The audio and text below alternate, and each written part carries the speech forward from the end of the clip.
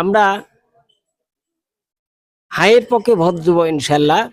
যেহেতু এই ফাঁসিবাদের বিরুদ্ধে ছাত্রদের গণ অভ্যুত্থান, এই অভ্যুত্থানে ছাত্ররা অনেক রক্ত দিয়েছে এবং এই রক্তের বিনিময়ে এই বাংলাদেশের ফাঁসিবাদ তারা দূরীভূত হয়েছে এবং যাতে এই সনদটা বাস্তবায়ন হয় সেই লক্ষ্যেই আমরা হা ভোট দিয়ে জয়যুক্ত করবো ইনশাল্লাহ। যেহেতু এই রক্তের বিনিময়ে আমরা শুধু এই ফাঁসিবাদের বিরোধিতাই করলাম না, এর সঙ্গে যতগুলা চাঁদাবাজ, দুর্নীতি মুক্ত বাংলাদেশ, সন্ত্রাস মুক্ত বাংলাদেশ আমরা গড়তে পারি, সেই লক্ষ্য এবং উদ্দেশ্য নিয়েই আমরা হা ভোট জয়যুক্ত করব ইনশাআল্লাহ।